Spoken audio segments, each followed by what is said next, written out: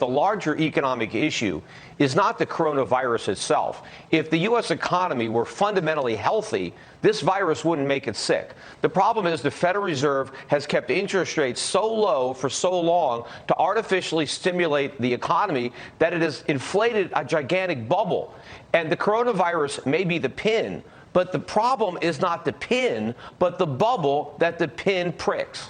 Well, as you well know, the president has argued that the Fed is keeping rates artificially high. He wants to see them lower. Sure, the president wants to keep the bubble inflated long enough to get reelected. But if you remember, when he was a candidate and Obama was still in office, he was very critical of Janet Yellen for doing political things. Look, everything the Fed has done since the 2008 financial crisis has only exacerbated the problems that created that crisis, which is why we're on the precipice of a much larger one and why the pricking of this bubble is so risky. And if the Fed, of course, goes back to the drawing board and it just cuts rates again, all it's doing is throwing gasoline on the fire that it lit. Now, look, the Chinese government is not responsible for our massive budget deficits, our trade deficits, the fact that the Fed has inflated a stock market bubble or a bond market bubble. We've done this stuff to ourselves. We have pursued these policies that has left our economy so vulnerable. I mean, we have nothing saved for a rainy day, and now, even if we get a drizzle, we have a crash. Hello, everyone. This is Leonard Ulrich with part 2 of COVID-19 and Black Swans, a documentary series. Now, last time we learned how Dr. Zhengyao Chu and everyone associated with Dr. Chu were not only kicked out of Canada's only Level 4 biolab in my home city of Winnipeg, Manitoba, Canada, but were also kicked out of the country because they were all Chinese nationals. Now, this is extremely suspicious, but we do not know to what extent that Dr. Chu was aiding any nefarious activities in China. But even if she is completely innocent, we do know that she at least fed information to people in China, and that is of some concern, because she would be far from the only person who can be bought and paid for with money from the Chinese Communist Party. And here is another example. From the journal Nature, Harvard chemistry chief's arrest over China links shocks researchers. Nanoscientist Charles Lieber allegedly lied about his involvement in China's 1,000 Talents plan. Yes, people, China has an entire program devoted to bribing, if you will, researchers from around the world to help the Chinese Communist Party achieve its goals of technological superiority. Here is another article about Charles Lieber from Science, and it's very interesting. Allegedly, Charles Lieber was involved in research funded by the Chinese Communist Party, essentially, on battery research. But here's the problem. One of Lieber's co-workers said, quote, "I have never seen Charlie working on batteries or nanowire batteries." So it appears that in the case of Charles Lieber, his whole activity involving battery research is just a cover. It appears that the Chinese Communist Party have hundreds of people around the world, not even Chinese nationals, working on technology to aid Chinese imperialism.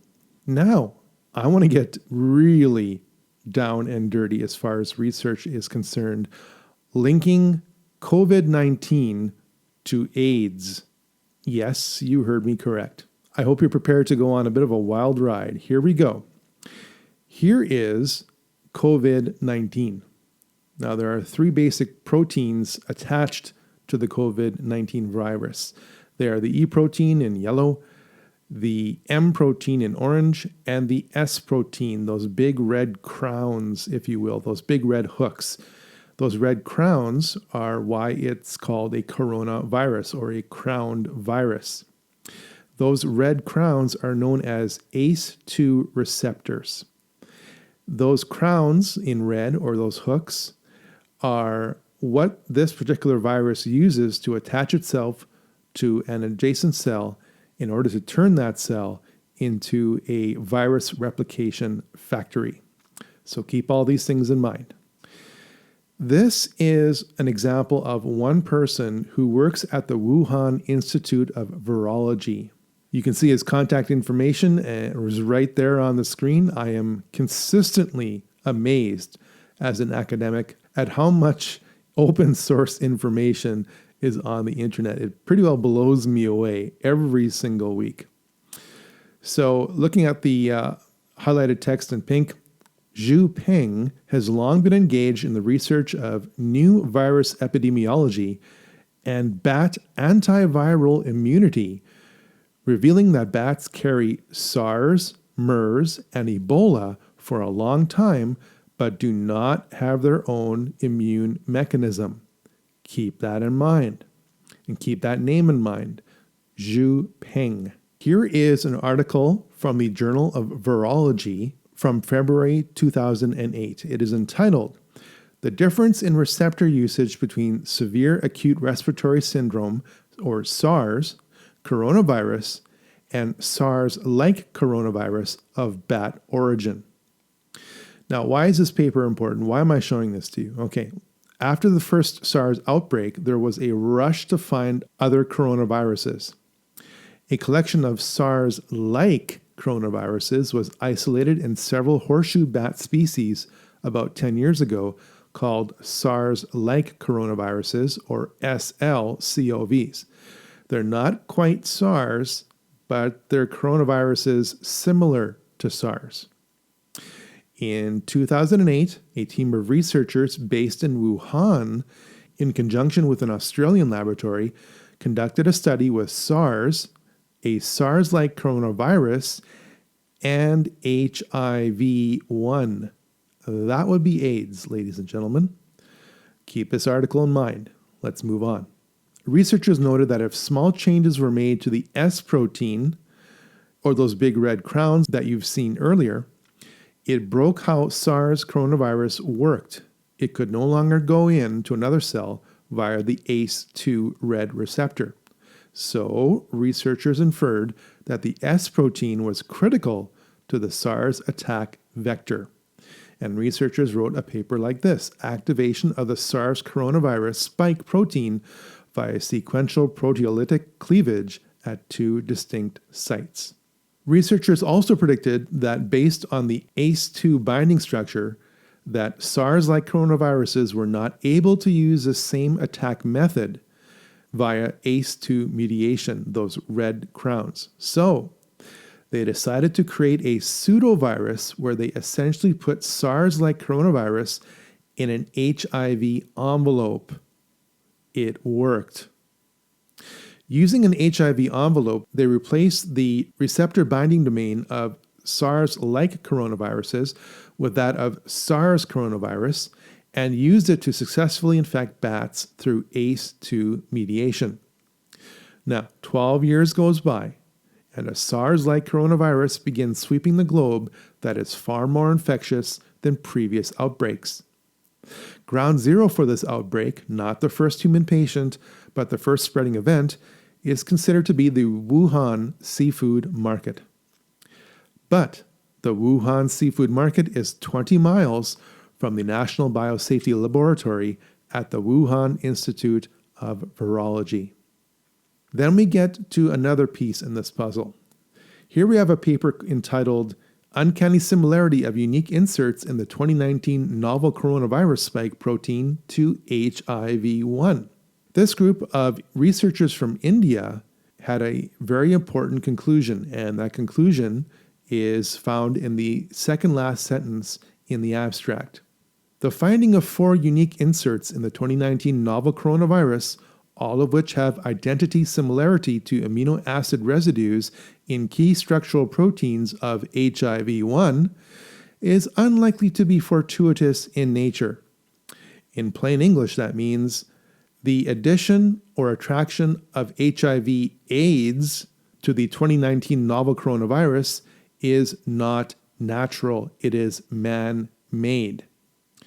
And this group of researchers or biologists from India stated the following. They said that 2 of the sequences were perfect matches, albeit short, and 2 of the sequences were matched, but each with an additional string of non-matching material appearing in the middle of the sequence.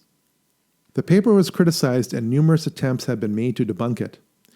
After the criticism, the authors voluntarily withdrew their paper, intending to revise it based on comments made about their technical approach and conclusions.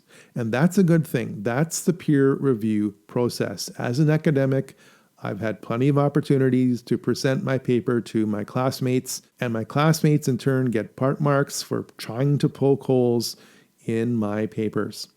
So one of the key sentences that was used to debunk this paper went something like this. The same sequences are found in a variant called beta coronavirus bat Yunnan RATG13 2013, which had been found, quote, in the wild in bats.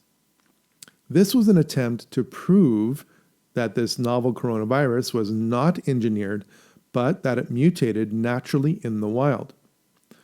But there's a problem.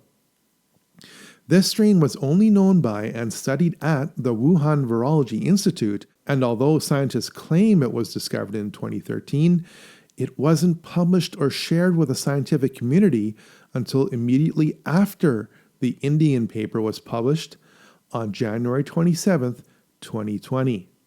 And that is where we get this paper from. Discovery of a novel coronavirus associated with the recent pneumonia outbreak in humans and its potential bat origin. Now look at the publication date, January 22nd, 2020. Now, look at the common name between the paper released on January 22nd, 2020, and the paper released in February 2008. They share a common author, and that author is Zhu Peng. Are you getting this now? Zhu Peng was one of the authors who claimed that, those scientists in India that found HIV-related material that they identified, which happens to be a protein fold to become a perfect attack vector for novel coronavirus to attack the ACE2 receptors.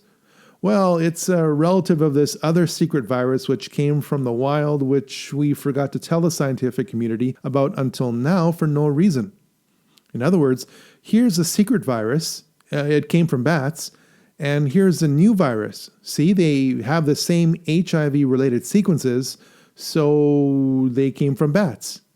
This is totally not a secret pathogen research which escaped the lab.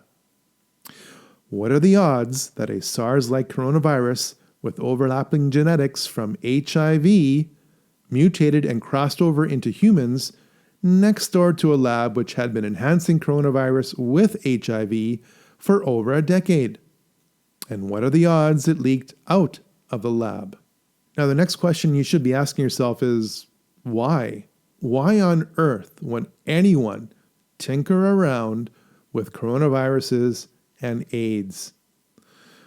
Well, the answer to that question can be found in a paper that's almost 20 years old by now, and it's called Rebuilding America's Defenses, written by a bunch of neoconservative, meaning fascist war hawks within the United States. This paper was released 1 year before September 11th, 2001, and contains troubling phrases like, "The process of transformation, even if it brings revolutionary change, is likely to be a long one, absent some catastrophic and catalyzing event like a new Pearl Harbor." In other words, war hawks and psychopaths within the United States were calling for a new Pearl Harbor 1 year before the new Pearl Harbor. But this paper gets even better. One of the key phrases is this: advanced forms of biological warfare that can target specific genotypes may transform biological warfare from the realm of terror to a politically useful tool. Now, how much more psychopathic can you get? So in other words, the biologists in China who are trained and funded by the Chinese Communist Party have an enemy.